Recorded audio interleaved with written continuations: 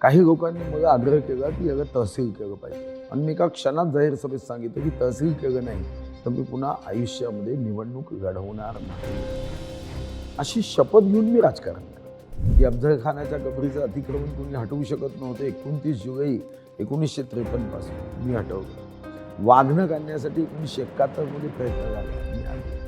मी आग्र्याच्या दरबारात जिथं 12 मे 1666 छत्रपती शिवाजी महाराजांना शेवटच्या रांगेत उभं करून अपमान करण्याचा प्रयत्न झाला, तिथं आपण शिवजयंती साजरी करतोय. मी पाकिस्तानच्या सीमेवर आम्ही पुणेकर या संस्थेसोबत छत्रपती शिवाजी महाराजांचा स्टॅच्यू तिथं उभा केला आणि या 19 फरवरीला आपले हजारो सैनिकांनी इतका मोठा उत्सव साजरा केला. मी ब्रेल लिपीमध्ये छत्रपती शिवाजी महाराजांचं चरित्र हे अंधांना सुद्धा वाचता यावं असे मी 150 प्रोजेक्ट हातात घेतले. तुमचं एक वक्तव्य आलं की उमेदवार तिकीट मिळवण्यासाठी प्रयत्न करतात तर मी तिकीट कापण्यासाठी प्रयत्न करतो. सहानुभूती हे तर मग स्वर्गीय राजीव गांधी गेल्यानंतर आत्ताही सहानुभूती राहायला हवी. सहानुभूतीचा असा काही कालावधी नसतो, मेजर फॅक्टर नाही. माझ्या दृष्टीने सहानुभूतीवर मतदान हे लोक करतील का, तर माझ्या दृष्टीने सहानुभूतीचा कालावधी एक विशिष्ट असतो. त्या पिरियडमध्ये जर निवडणूक झाली तर नुकतीच झालेली घटना असते. आता इतक्या कालावधीनंतर सहानुभूतीवर वोट होईल का हे तर सिद्ध होईल. फडणवीस सगळ्या नेत्यांना आपल्या स्पर्धेमधल्या दिल्लीला पाठवतात. या सर्व फक्त सुपीक डोक्यातून नापीक चर्चा. जो वंचितचा मतदार आहे तो वंचितला जाईल, पण मागच्या वेळी वंचितचा उमेदवार म्हणून राजेंद्र महाडोळेंनी आमची ही मतं घेतली. ओके, तर ती मतं पुन्हा आमच्याकडे परत येईल. वाघांची संख्या जेव्हा वाढते तेव्हा मृत्यू वाढणारच आहे. माझ्या 6 विधानसभेच्या निवडणुकीत जात फॅक्टर मला कधी आली नाही.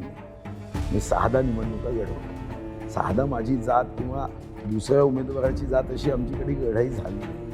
वाघ नका आणण्याचा तुम्ही स्टंट केला आणि तुम्ही जो कालावधी म्हणाला होता तो नेमका निवडणुकीचा होता. त्यामुळे निवडणूक बघून तुम्ही हे आश्वासन दिलं आणि ते प्रत्यक्षात आलेलंच नाही. ज्या कंपनीचा टावर चांगला असेल त्याचं सिम कार्ड टाकायचं. तुम्ही जर मोदींच्या विकासाचा टावर आहे आणि सिम कार्ड काँग्रेसचं टाकलं चंद्रपूरमध्ये तर तुमचा विकास कसा तुमच्यापर्यंत पोहोचेल? नेटवर्कच.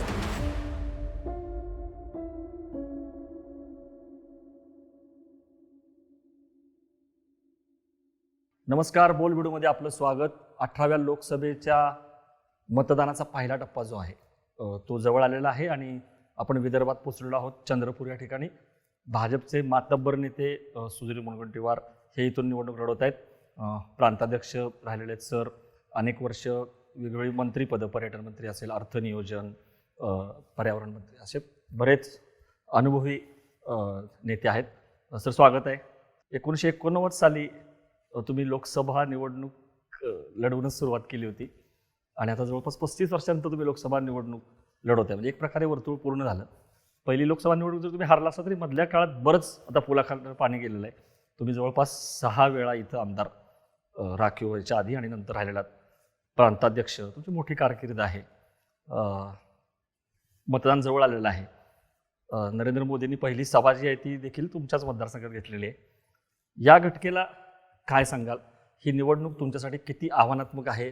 चर्चा आहे की टाईट किंवा ज्याला चुरशीची निवडणूक आहे ती चंद्रपुरात होते? असं आहे, मी निवडणूक लक्षात घेऊन कधीच काम करत नाही. मी 5 वर्ष मेहनत करतो, सेवा करतो, लोकांचे प्रश्न सोडवण्यासाठी पूर्ण शक्ती लावतो.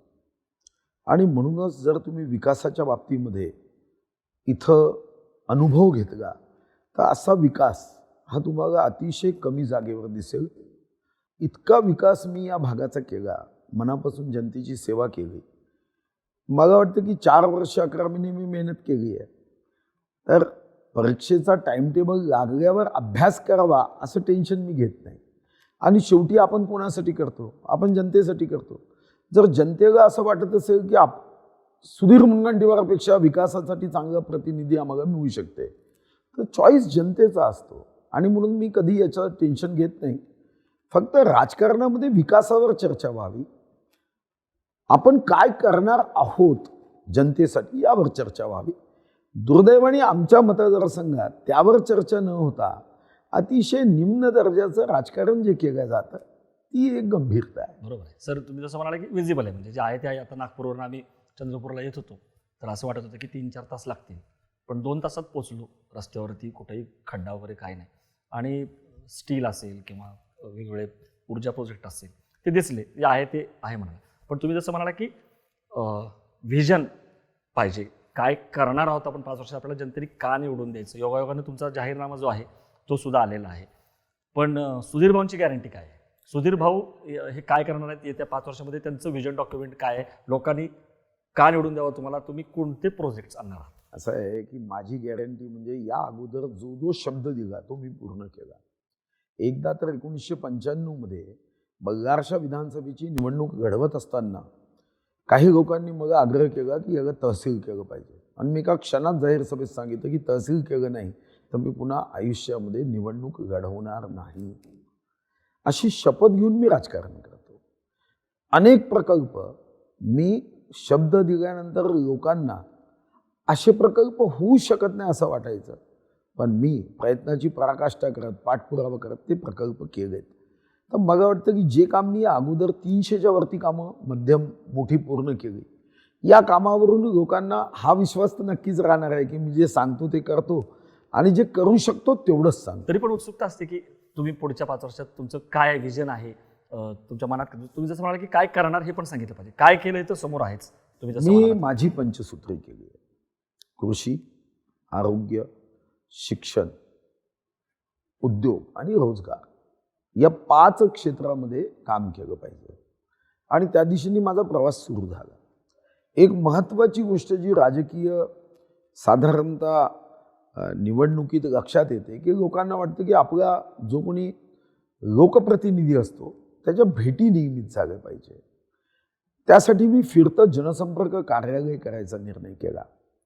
खरं तर आपल्याला कदाचित माहीत असेल की देशातलं माझं मंत्री कार्यालय हे पहिलं आयोस कार्यालय होतं देशातलं.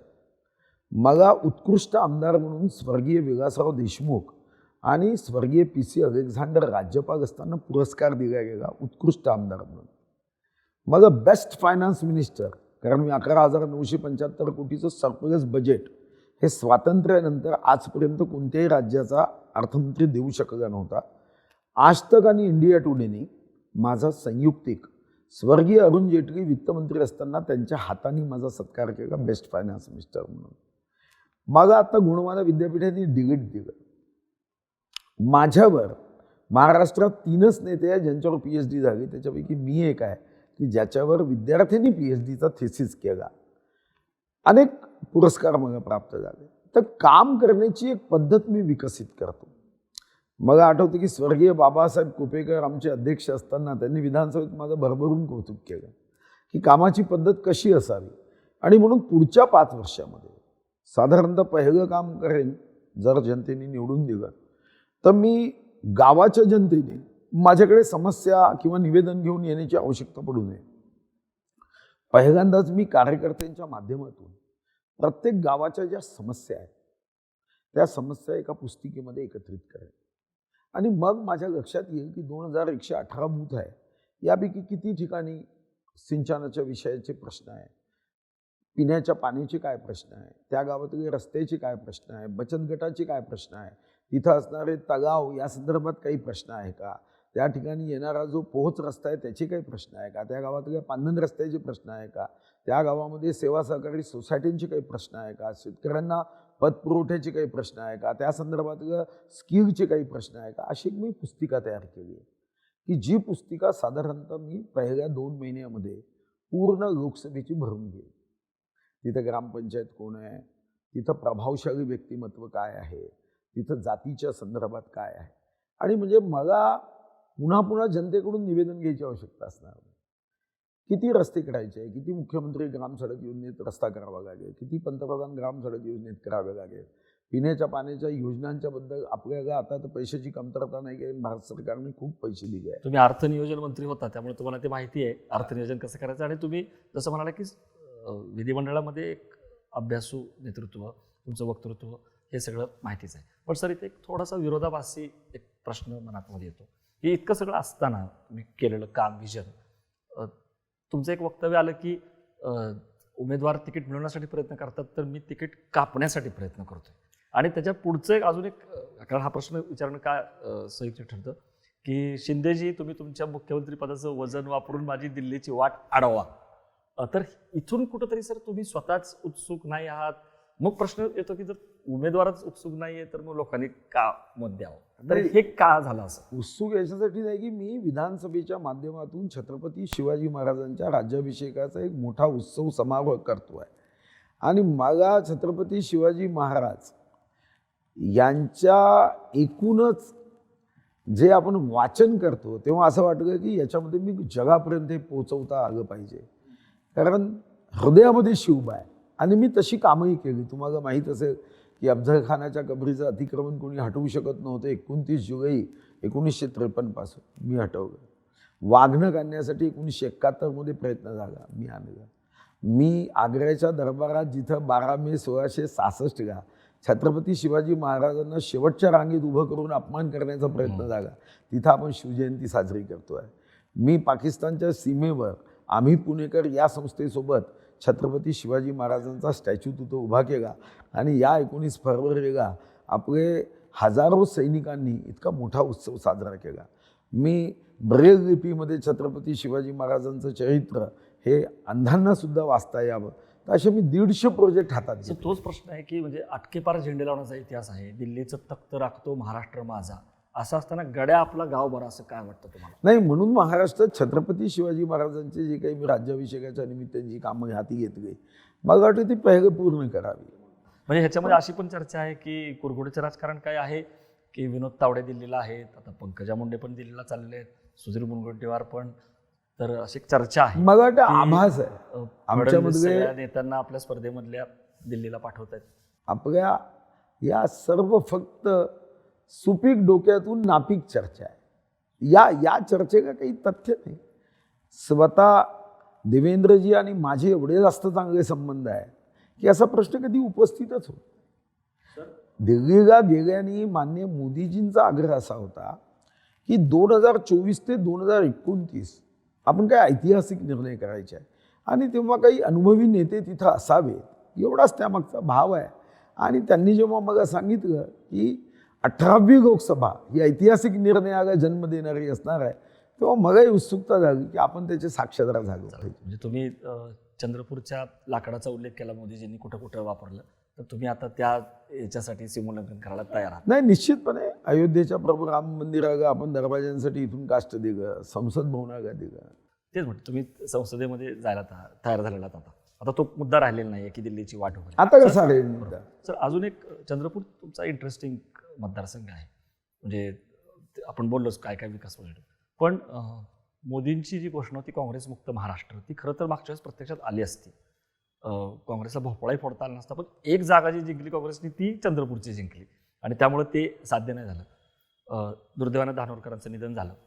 पण ती जी एक सहानुभूती असते, सिंपती वोट असतं, प्रतिभा धानोरकर जे आहेत ते आलेले आहेत, तर त्याचा परिणाम किती होईल असं तुम्हाला वाटतं? तुमच्यासमोरची आव्हानं जी आहेत या मतदारसंघातली, त्याच्यामध्ये हे पण आव्हान आहे का? आता आहे संपत्ती वोट असतं सहानुभूती. मला वाटतं की लोकांना पुढचं 5 वर्षाचं भविष्याची वाटचाल ही महत्त्वाची वाटेल. सहानुभूती हे तर मग स्वर्गीय राजीव गांधी गेल्यानंतर आत्ताही सहानुभूती राहायला हवी. तर सहानुभूतीचा असा काही कालावधी नसतो, मेजर फॅक्टर नाही. नाही, माझ्या दृष्टीने सहानुभूतीवर मतदान हे लोक करतील का, तर माझ्या दृष्टीने सहानुभूतीचा कालावधी एक विशिष्ट असतो. त्या पिरियडमध्ये जर निवडणूक झाली तर नुकतीच झालेली घटना असते. आता इतक्या कालावधीनंतर सहानुभूतीवर वोट होईल का, हे तर सिद्ध होईल. बरोबर. पण सर जो मागच्या निवडणुकीमध्ये हंसराज अहिर यांचा पराभव झाला, तर तेव्हा अशी चर्चा होती की म्हणजे अप्रत्यक्षपणे तुमच्याकडे पण अंगुली निर्देश झाला किंवा आता ते फारसे सक्रिय दिसत नाही आहेत.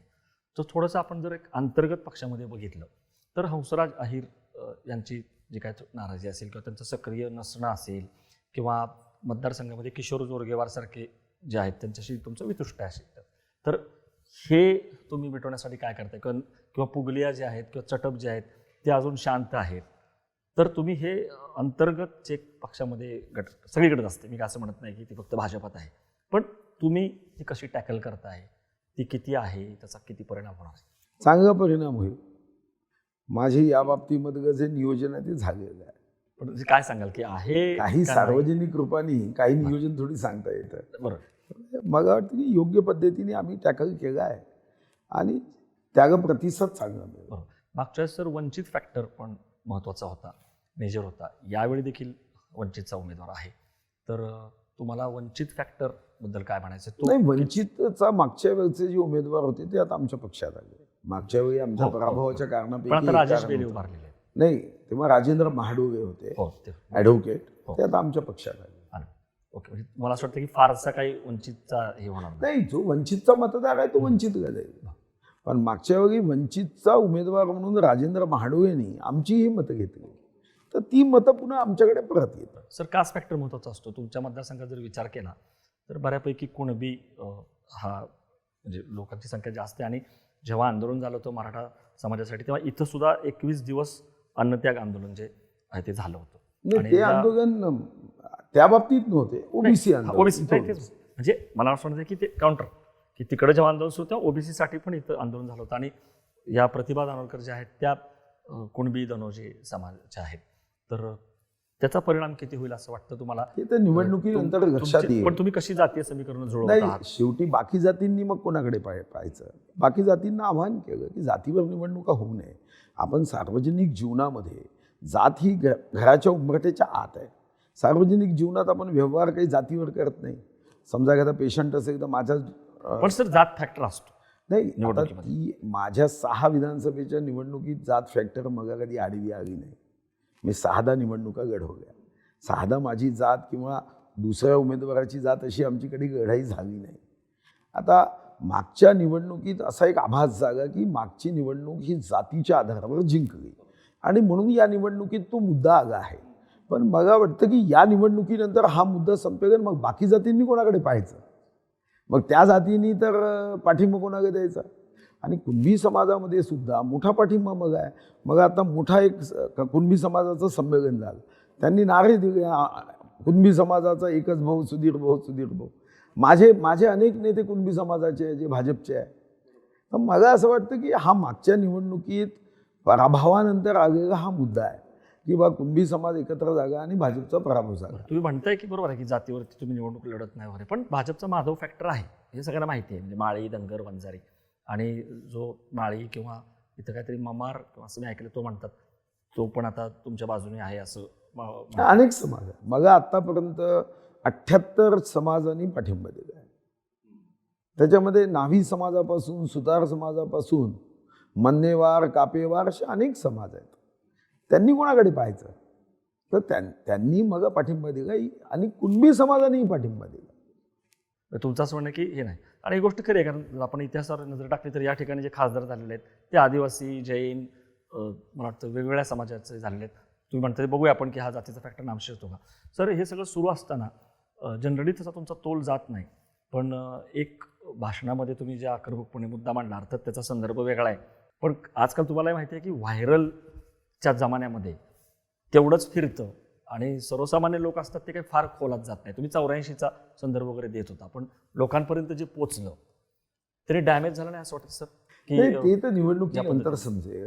असं आहे की लोकांना त्याच्या संदर्भात खुलासाही पोचला आणि लोकांच्या लक्षात हे असं येईल की हे मुद्दाम निवडणूक जिंकण्यासाठी जेव्हा विकासाचं राजकारण करता येत नाही, विकासाचे मुद्दे सांगता येत नाही, तेव्हा मग सहानुभूती, तेव्हा मग जात आणि तेव्हा अशा पद्धतीने सोशल मीडियातून अँटी सोशल काम करणं हे साधारणतः लोकांच्या लक्षात येतं. ओके, पण तुमचं असं म्हणणं आहे की खुलासामुळं खुलासा पूर्ण केला तो केला. आणि ही घटना याचे वर्तमानपत्राची कात्रणं उपलब्ध आहे. ह्याच्यामध्ये तुम्ही अर्धवट पाठवून 84च्या दंगलीमध्ये किंवा आणीबाणीत झालेले अत्याचार हे तर लपवू शकत नाही. म्हणजे तुम्ही ठाम आहात की तुम्ही काहीही चुकीचं बोललेलं नाही आहात. नाही, मी केवळ अत्याचाराच्या घटना सांगितल्या, चुकीचं काय त्याच्यात? अत्याचार सर्वांनी अनुभव आहे. तेव्हा वर्तमानपत्रात आहे, त्याचे व्हिडिओज उपलब्ध आहे, त्याचे वर्तमानपत्रात न्यूज उपलब्ध आहे. सर विकासाच्या मुद्द्याकडे परत येऊयात. ही गोष्ट खरी आहे की जसं म्हटलं की या ठिकाणी भरपूर विकास झालेला आपल्याला दिसतो, पण प्रदूषणाचा पण मुद्दा आहे. म्हणजे इथं जे सगळे प्रकल्प आहेत तो एक भाग झाला, पण प्रदूषण हा एक मुद्दा आहे सर की जो तसा अजेंड्यावरती येत नाही. म्हणून तुम्हाला विचारायचं आहे की प्रदूषणाच्या मुद्द्याचं काय? प्रदूषण हा मुद्दा सर्वदूर आहे आणि यासाठी आम्ही अनेक कारगर उपाय करतो आहे. जसं थर्मल पॉवर स्टेशनमध्ये 30-35 वर्ष जुने जे संच आहे ते बंद करून आता आपण नवीन प्रदूषण मुक्त संच गावतो आहे की ज्याच्यामध्ये पोल्युशन कमी होईल. मोठ्या प्रमाणावर नॅशनल हायवे सिमेंट रस्ते आपण करतो आहे की डस्ट पोल्युशन हे कमी व्हावं आणि यासाठी निरीचा रिपोर्ट वगैरे करताय. आता प्रश्न असा आहे की या अगोदर काँग्रेसचे खासदार होते, त्यांचंही 2 वर्ष 8 महिने सरकार होतं, त्यामुळे हा मुद्दा काही पक्ष म्हणून लागू होत नाही, तो तर त्यांनाही लागू होईल. त्यांनी एकदाही संसदेत आवाज उचलला नाही, विधानसभेत कधी आवाज उचलला नाही. म्हणून मला व्यक्तिगत रीतीने वाटतं की अशा मुद्द्यांवर हे एक सार्वत्रिक मुद्दे असतात, याचा निवडणुकीशी संबंध नसतो, तर एक विश्वासाशी असतो. पण लोकांना लोकांशी विश्वास असतो, आहे, लोकांच्या जिव्हाळ्यात लोकांना हा विश्वास आहे की हा प्रश्न सोडवण्याची क्षमता कोणात आहे. बरोबर. तुमचं असं म्हणणं आहे की प्रदूषणावरती तुम्ही उपाय करता आहात. पण जर जसं तुम्ही म्हणाला की इथं भरपूर प्रकल्प आले, आम्ही बघितले पण असं प्रकार, पण ह्याच्यामध्ये रोजगाराचा मुद्दा काय आहे? म्हणजे ह्याच्यामध्ये भूमिपुत्र आहेत का? रोजगार किती निर्माण झालेले आहेत? आणि इतर ठिकाणी जी बेरोजगारी आहे त्याचं काय इथं दिसते, पण जिल्ह्यामध्ये किंवा ग्रामीण भागामध्ये तर ते किती मोठं आव्हान आहे? याच्यासाठी आम्ही ॲडव्हान्टेज चंद्रपूर घेतो, जे आत्ता महाराष्ट्रामध्ये आमचं एक अनोखा असा उपक्रम आहे. 75,000 कोटी आम्ही MOU करतोय. 600 कोटीचे आम्ही SNDT युनिव्हर्सिटीचं केंद्र आणलं की ज्यातून स्किल आमचं डेव्हलप करता आलं पाहिजे, मुलींसाठी आहे. 250 कोटीचं गोंडवाना विद्यापीठाचं केंद्र आम्ही आणतोय की ज्या माध्यमातून मुलांचं स्किल वाढवता आलं पाहिजे. गव्हर्नमेंट ऑफ इंडियाचं स्किल सेंटर आम्ही आणतोय की ज्यातून अशा उद्योगांना लागणारा जो काही मनुष्यबळ आहे, मॅन पॉवर, तो उपलब्ध व्हावा. चंद्रपूर गव्हर्नमेंट इंजिनिअरिंग कॉलेजमध्ये आम्ही 263 कोटी रुपये हे टाटाकडून घेऊन तिथं आम्ही ॲडव्हान्स इमॅजिनेशन, इन्व्हेन्शन, इनोव्हेशन कसं करता येईल, ज्यातून आमच्याकडच्या उद्योगामध्ये याचा उपयोग होईल. पायाभूत सुविधा यासाठी करतोय, रेल्वे असेल, एअरपोर्ट असेल, की ज्या माध्यमातून उद्योगपतींनी इथं यावं, उद्योग टाकावेत. FIDC केली, फॉरेस्ट इंडस्ट्रियल डेव्हलपमेंट कॉर्पोरेशन, ज्या माध्यमातून वन उपजावर आधारित उद्योग, फर्निचर, जसं आमचं लाकूड आम्ही प्रभू राम मंदिराच्या मंदिरासाठी पाठवलं, संसद भवनाला पाठवलं. तर आमचं जर टीक इतकं उत्कृष्ट आहे तर त्यावर आधारित आम्ही फर्निचर क्लस्टर आम्ही तयार केलं, ज्याचं काम आता सुरू झालं. यासोबत जे आमचे विद्यार्थी आहे, आम्ही एक आंदोलन करतोय. ह्या आंदोलनाचं नाव आहे रोजगार आंदोलन. हा रोजगार सत्याग्रह आहे आणि यातून आमचा विश्वास आहे की पुढील 10 वर्षात जगात बेरोजगारीचा प्रश्न असेल, पण आम्ही आमच्या जिल्ह्यामध्ये अशी व्यवस्था निर्माण करू ज्यातून या ठिकाणी आई वडिलांना आपला मुलगा दूर पाठवावा लागणार नाही, अशी मोठी व्यवस्था आम्ही करतो. बरं, तुम्ही MOUचा उल्लेख केला. बऱ्याच वेळा असं होतं की MOUचं अंमलबजावणी किंवा त्याचं परत रूपांतर होणं, आपण आशा करूयात की ते होईल. सर, कृषी तुम्ही जे सांगितलं तुमची पंचसूत्री, त्यात तुमचा पण हा महत्त्वाचा मुद्दा आहे. कृषीचा फार महत्त्वाचा प्रश्न आहे सर. धानाचा बोनस आणि सगळ्यात महत्त्वाचं म्हणजे सोयाबीन. सर, सोयाबीनबद्दल खूप नाराजी आहे. म्हणजे खरं तर मोदींनी पण कृषी जो आहे तो अजेंडावरती विषय घेतलेला आहे, पण अनरेस्ट बघतोय आपण मराठवाड्यामध्ये पण किंवा तुमच्या भागामध्ये पण. तर सरकारची धोरणं जी आहेत ती बदलतात, निर्यातीची किंवा याची किंवा हमी भावाची. त्याचा फटका तुम्हाला जाणवतोय सर? कारण तो फार महत्त्वाचा मुद्दा आहे. मला याला जोडून एक विचारायचं की ही गोष्ट खरी आहे की मोदींनी शेतकरी सन्मान योजना काढली, 500 रुपये दरम्यानला 6,000, पण सर अनेक एक्सपर्ट्स किंवा शेतकरी नेत्यांचं म्हणणं आहे फार तुटपुंजी मदत आहे. लाखांचं नुकसान जर होत असेल तर 6,000 ही शेतकऱ्याची थट्टा नाही आहे का? नाही, असं आहे की नुकसानीचं उत्तम काम जर कोणी केलं असेल या देशात तर मोदींनी केलं. काँग्रेसच्या राज्यामध्ये 50% नुकसान झालं तरच नुकसान भरपाई होती. आता 33% नुकसान झालं तरी नुकसान भरपाई. जो पीक विमा आहे तो आता शेतकऱ्यांकडून आपण 1 रुपये घेत नाही, फक्त 1 रुपयामध्ये पीक विमा, 1 रुपयामध्ये. मागच्या वर्षी आपण 1552 कोटी शेतकऱ्यांच्या विम्याचं प्रीमियम हे सरकारने भरलं. शेतकऱ्यांच्या खात्यामध्ये केंद्राचे 6,000, राज्याचे 6,000, असे 12,000 रुपये थेट जाते. तुम्ही जर 2010, 11, 12, 13, 13, 14 विचार केला तर त्याच्यापेक्षा शेतकऱ्यांना जी मदत करायची असते ती 10 ते 12 पट वाढली, 10 ते 12 पट. युरिया खताच्या किमती स्थिर ठेवणारं जगातलं एकमात्र देश आहे भारत. त्यांनी सबसिडीमध्ये कमी जास्त होईल, पण भावामध्ये जो स्थिर आहे तोच भाव राहील.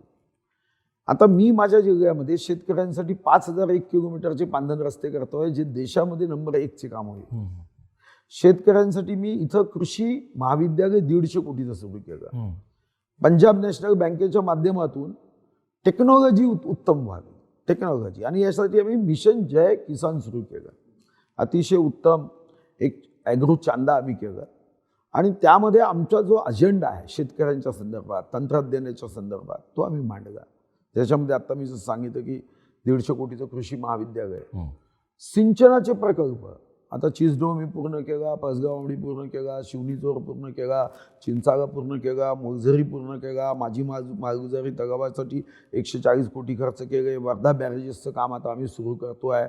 इकडे दिंडोरा प्रकल्प आम्ही पूर्ण करतो आहे, कारण पाणी लागतं आणि पाण्यासाठी सुद्धा आम्ही आमच्या जिल्ह्यामध्ये या सोयी करतो आहे. आता फक्त शेवटचा तुमचा मुद्दा आहे, धानाचा बोनस तर आम्ही दिला, मागचं सरकार बोनस देत नव्हतं, आम्ही 20,000 रुपये हेक्टरी दिला. आता सोयाबीनमध्ये भाव कमी झाला, त्याला आता सरकारने भावांतर योजना दिली की MSP आणि बाजारातला भाव याच्यामध्ये जी गॅप आहे, तूट आहे, घट आहे, ती आता राज्य सरकार देणार आहे. मध्य प्रदेशात धर्तीवरती आपण देतोय, मागे जसं कांद्याला दिली. त्यामुळे सोयाबीन उत्पादक जो शेतकरी आहे त्याच्यामध्ये जो काही तुम्ही म्हणाला, आणि त्यांनाही माहिती आहे की हे काँग्रेस देऊ शकत नाही, हे फक्त भाजपच देऊ शकते, महायुती देऊ शकते. आणि म्हणून त्यांच्यामधला जो अनरेस्ट आहे, जो वाढवण्याचा प्रयत्न काँग्रेसचे नेते खुर्ची प्राप्त करण्यासाठी करतायत, तर तो या उपायाने राजकीय असेल नक्की. निश्चित. पण सर कसं आहे ना की म्हणजे मोदी सरकार जे निर्णय घेत आहेत निर्यातीचे, त्यामुळे शेतकरी नाराज आहे की कांदा जेव्हा भाव मिळत असतो तेव्हा निर्यात बंदी करायची, किंवा हमी भाव न देता हमी भावापेक्षा कमी तूर लावायला सांगितली, मग समजा पामतेल आयात करायचं किंवा सोयाबीनचं. तर हे धोरणं जी आहेत सर ती ग्राहक केंद्रीय नाही आहेत का? निवडणूक आल्यानंतर तुम्ही ग्राहकाची बाजू आणि इतर वेळी तुम्ही शेतकऱ्यांची. तुम्ही जर काँग्रेसचं ढोंग पाहिलं तर तुमच्या लक्षात येईल, कांद्याचे भाव इकडे 100 रुपये झाले तर तसेही ओरडतात. त्यामुळे बॅलन्स करावा लागतो. तुम्हाला तुमच्या धोरणामध्ये दोन्ही बाजू बघाव्या लागतात. आणि हे आजच नाही, या अगोदरचे सगळे करतात. ग्रामीण भागात गेलं की शेतकऱ्यांचं आणि शहरी भागात आलं की ग्राहकांचं.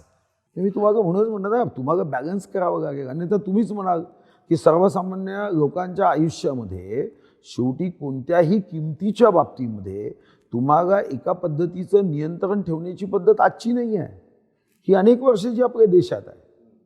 फक्त एवढंच आहे, तुम्हाला माहीत असेल की एकदा 4 राज्य भाजपची गेली तेव्हा कांद्यामुळे गेली असं म्हटलं गेलं की कांद्याचे भाव वाढले. आणि म्हणून तुम्हाला बॅलन्स करताना शेतकऱ्यांचं जे नुकसान होतं त्याला आपण भावांतर देतो, ती नुकसान भरपाई ही आपण देतो, म्हणूनच देतो. मागच्याही वेळी कांद्याच्या बाबतीमध्ये दिली. फक्त एवढंच आहे की काँग्रेस, राष्ट्रवादी, शरद पवार गट हे खोटं बोल पण रेटून बोल या पद्धतीचं जे राजकारण करतात. अशी घटना काही भाजपच्या कार्यकाळात झाली असं म्हणणं नाही, तेव्हाही निर्यात होत होती. तेव्हाही जेव्हा आपल्याकडे मोठ्या प्रमाणावर कांदा तयार होतो तेव्हा निर्यात करायची, कमी झाली तर निर्यात बंदी करायची, कारण भावावर त्याचा परिणाम होऊ नये.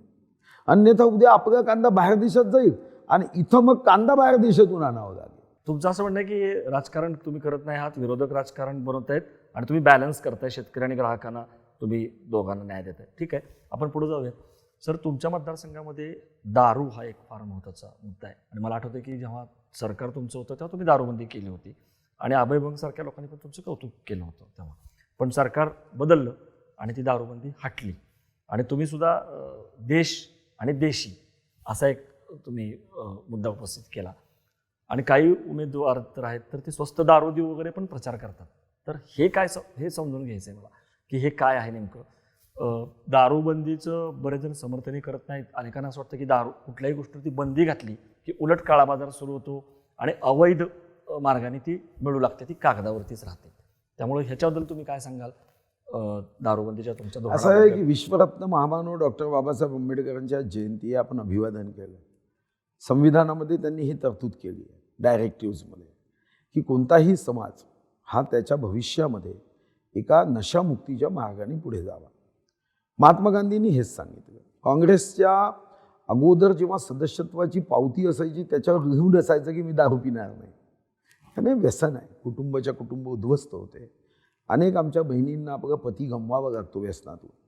या जिल्ह्यामध्ये हजारो महिला जेव्हा पदयात्रा काढायच्या दारूबंदीसाठी, 800पेक्षा जास्त गावांनी या संदर्भामध्ये ठराव केले, तेव्हा यांचा आवाज ऐकून मी बंदी केली. त्यानंतर काँग्रेसचं सरकार अगं महात्मा गांधींच्या विचारावर आम्ही चालतो असं सांगणारं सरकार अगं, आणि त्यांनी त्यांच्या स्वार्थासाठी दारूबंदी हटवली. मी माझ्या निवडणुकीत कधीच दारू वाटत नाही. मी माझ्या कार्यकर्त्यांना नेहमी पहिल्या दिवशीपासून सांगितलं की पराभूत जागं तर चालते, कारण आपण काही तत्वावर जीवन जगलं पाहिजे, काही तत्व घेऊनच आयुष्यामध्ये निवडणुकीला पुढे गेलं पाहिजे. फक्त निवडणूक जिंकणं एवढा स्वार्थी विचार हा देशासाठी धोक्याचा आहे. आणि म्हणून आपण मतदारांना आवाहन करतो की मतदान लोकसभेत देशासाठी करा, देशासाठी नव्हे. हा तात्कालिक फायदा पाहू नका. हे खूप अपवादात्मक दुर्मिळ उदाहरण आहे, कारण अनेक नेते निवडणूक म्हटलं की दारू, चिकन, मटन, साडी ह्याच्यावरती लढवतात. पण तुम्हाला रिस्क फॅक्टर वाटत नाही? कारण एक प्रकारे असू शकते. आणि शेवटी तुम्हाला जर एक तत्व घेऊन चालायचं असेल तर आपल्याकडे शहीदांनी कधी विचार केला का? आपल्याकडे तर काही कोणी फासावर नेणार नाही. शहीदांनी विचार केला का रिस्क फॅक्टरचा? तुम्ही ठाम आहात म्हणजे परत जेव्हा सरकार येईल तेव्हा ही नाही, दारूबंदीला आता माझा काही लोकसभेचा विषय नाही, तो तर म्हणजे राज्याचा आता विषय तुमचं असेल. सगळं आघाडी सरकार आहे, तो पण राज्याचा विषय असेल तेव्हा त्या याच्यात काय असतं. आणि मी तर आता संसदेत देशासाठी चाललो आहे. मी देशाचे प्रश्न माझ्या हाती घ्यायचे आहे. आता या प्रश्नावर मला काम करण्याचे देशव्यापी विषय घेऊन मला काम करा. वडेट्टीवार फॅक्टर किती आहे? ज्यांनी विरोध केला तुमच्या निर्णयाला तेही होते, आणि आत्ता ते पण उत्सुक होते त्यांच्या मुलीसाठी, आणि नाही मिळालं. अशी चर्चा आहे की ते फार सक्रिय नाही आहेत, पण कदाचित असं नाही, म्हणतात मी की त्यांचं ते सक्रिय आहे की नाही आहे हा काही माझ्या निवडणुकीच्या प्रचारामध्ये मी काय हे बघायचं काम नाही. माझं काम आहे जनतेचा आशीर्वाद घेणं, त्यांच्यासमोर माझ्या निवडणुकीच्या संदर्भातले विषय ठेवणं. मग शुद्ध अंतःकरणांनी लोकांनी स्वीकारावं हा माझा भाव आहे. साधारणतः जनतेने शुद्ध अंतःकरणाने स्वीकारावं, कंडिशनल नाही. विकासासाठी, प्रगतीसाठी त्यांना जर योग्य उमेदवार वाटलो तर त्यांनी स्वीकारलं पाहिजे. अन्यथा आपण समाजसेवा करण्यासाठी राजकारणात आलो, पद उपभोगण्यासाठी नाही. कॉलेज जीवनापासून एक ध्येय घेऊन आलो की समाज परिवर्तनामध्ये आपणही आपला छोटा हिस्सा दिला पाहिजे.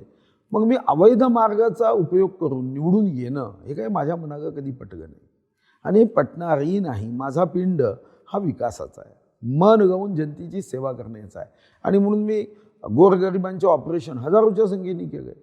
हा काही राजकीय विषय नाही आहे, मन लावून केलं आहे. मी दिव्यांगांना ट्रायसिकल देण्यापासून अनेक उपक्रम केले, वैवाहिक मेळावे केले. मी अनेक असे सार्वजनिक सामूहिक फायद्याचे उपक्रम केले की ज्या माध्यमातून सर्वसामान्य जनतेचं हित जोपासावं. आणि म्हणून मला वाटतं की या दृष्टीने निवडणुकीमध्ये सेटिंग फिटिंगचं राजकारण किंवा जसं तुम्ही म्हणता की मतदारांना काहीतरी मोह दाखवण्याचं, आमिष दाखवण्याचं राजकारण, त्याच्यापासून मी नेहमी दूर राहतो. सर, तुम्ही वनमंत्री होतात, आणि वनमंत्री म्हणून पण तुमची जी कारकीर्द आहे ती उल्लेखनीय आहे. कारण वाघ वाचवा प्रकल्प अमिताभ बच्चन यांना पण तुम्ही अँबॅसेडर केलं होतं, आणि वाघांची संख्या वाढली हे कोणी मान्य करेल, पण त्याचबरोबर वाघांचे मृत्यू झालेले आहेत सर. तर याबद्दल काय सांगाल? हाही गैरसमज आहे. वाघांची संख्या जेव्हा वाढते तेव्हा मृत्यू वाढणारच आहे. असं आहे की त्याचं आयुष्य 12 ते 15 वर्षाचं आहे. उद्या 100 वाघ आहे तर 10 मरतील, 600 असतील तरी 10 कसे मरतील? फक्त मृत्यूच्या संदर्भात आपल्याला जी काळजी घ्यावी लागते ते नैसर्गिक मृत्यू हे तर येणारच आहे. तो वाघ काही चिरंजीव प्राणी नाही आहे. जेव्हा 600 संख्या होईल तेव्हा 2010 मध्ये 100 संख्या आहे वाघाची, तेव्हा होणारे मृत्यू आणि 600 जागेवर होणारे मृत्यू याच्यामध्ये तर नॅचरल आहे तुमचं की अवैध किंवा नैसर्गिक मृत्यूची चिंता नसते, इन फाईट मृत्यूची चिंता नसते, शिकार याची चिंता असते. शिकार आपल्याकडे फारशी झालेली नाही, ज्याला पोचिंग म्हणतो. एक चिंता मागं होती की शेतकरी जे तार लावायचे कुंपण त्याला वीज सोडायचे, ती चिंता असायची, तीही कंट्रोलमध्ये आली. त्यामुळे काही लोक त्यांच्या सुपीक डोक्यातून ज्या अशा नापीक आयडिया काढतात ना, माहितीच्या अभावी कोणतेही तर्कसंगत कारण न देता, संख्या वाढेल तर मृत्यू वाढेल. उद्या 2000 वाघ झाले तर 2000 वाघांमध्ये 12 वर्षानंतर 15 वर्षाच्या आत त्याचे मृत्यू होणारच आहे. ते नैसर्गिक असतात. वाघावरून वाघ नखावरती जाऊयात.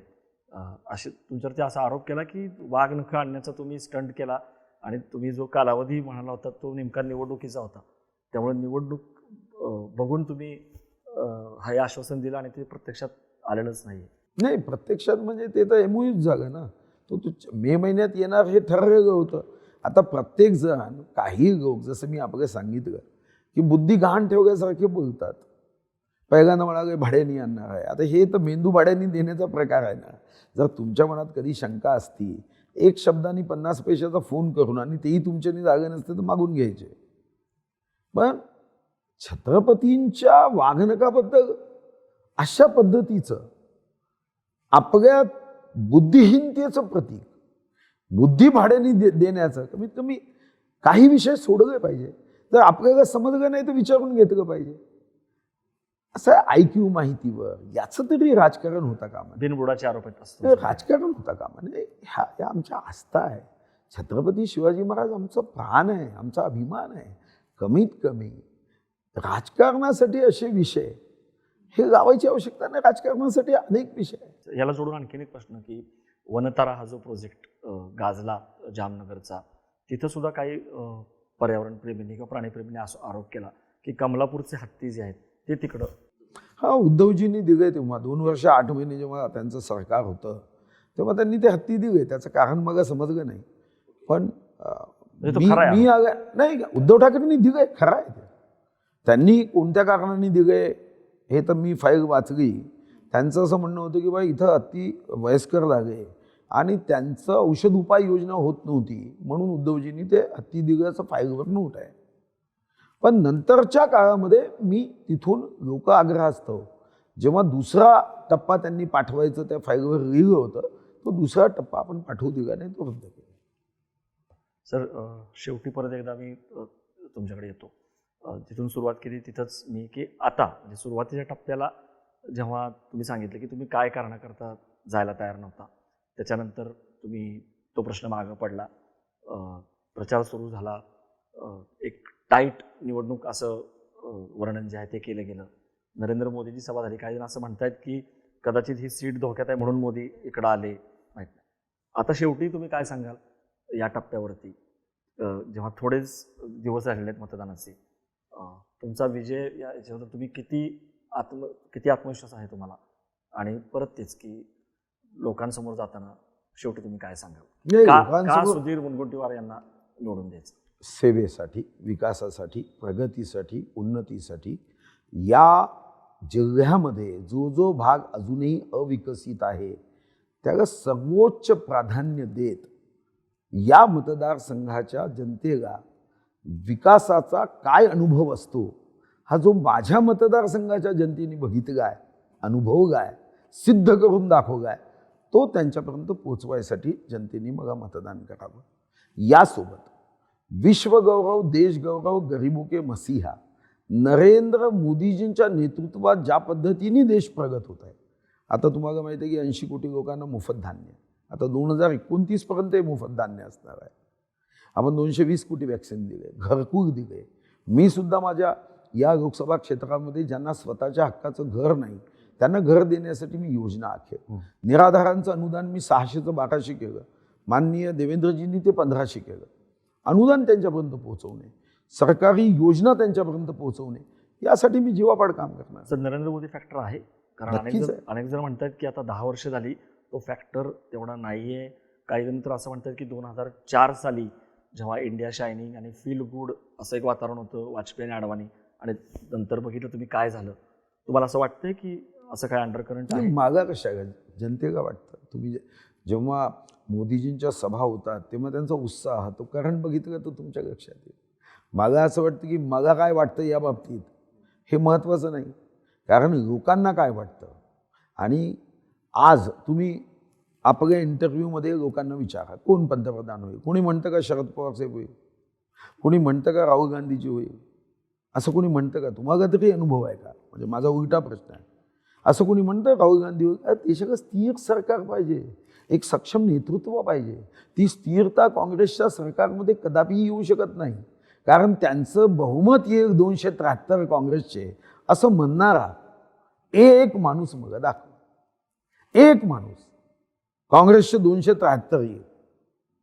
पण मोदीजींनी 2014, 2019 आता तुम्ही बघितलं असेल मागच्या मध्य प्रदेश, छत्तीसगड, राजस्थानच्या निवडणुकीत असेच काही लोक म्हणायचे ना की यांचं सरकार तिन्ही राज्यात येत नाही.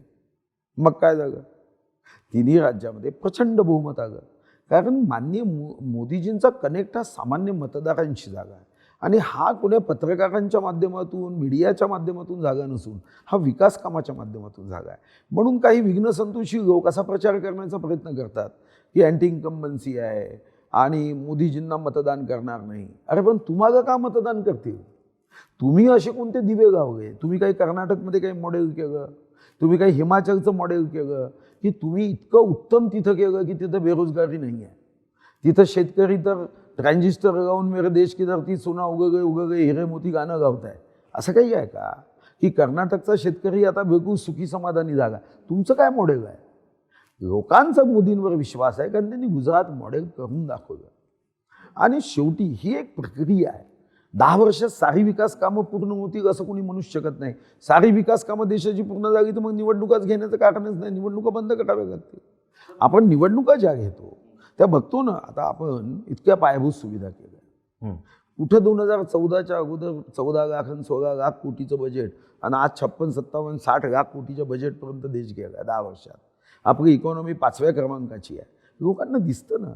आज मला सांगता तुम्ही पुण्यावरून जेव्हा येता तेव्हाचे रस्ते, ब्रिजेस तुम्ही बघू शकता ना.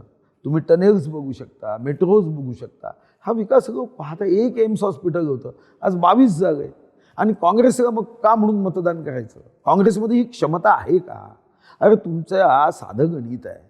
ज्या कंपनीचा टावर चांगला असेल त्याचं सिम कार्ड टाकायचं. तुम्ही जर मोदींच्या विकासाचा टावर आहे आणि सिम कार्ड काँग्रेसचं टाकलं चंद्रपूरमध्ये तर तुमचा विकास कसा तुमच्यापर्यंत पोहोचेल? नेटवर्कच नाही. सर खूप धन्यवाद. तुम्ही सविस्तर तुमची भूमिका मांडलीत. तुम्ही का खासदारकीची निवडणूक लढवताय तेही सांगितलं आणि तुमचं विजन काय आहे, खासदार म्हणून तुम्ही पुढच्या 5 वर्षामध्ये काय करणार हेही सांगितलं. खूप खूप धन्यवाद. प्रेक्षक तुम्हाला ही मुलाखत कशी वाटली? तुमच्या प्रतिक्रिया कमेंट बॉक्समध्ये जरूर कळवा आणि 18 लोकसभेच्या आधी अशाच आपण वेगळ्या मतदारसंघामध्ये जाऊन जे उमेदवार आहेत मातब्बर किंवा ज्या लक्षवेधी निवडणुका आहेत तिथं त्या उमेदवारांशी बोलून असाच आढावा घेणार आहोत. परंतु या कार्यक्रमामध्ये आता आपण इथंच थांबूयात. बघत राहा बोलबिडू. धन्यवाद. नमस्कार.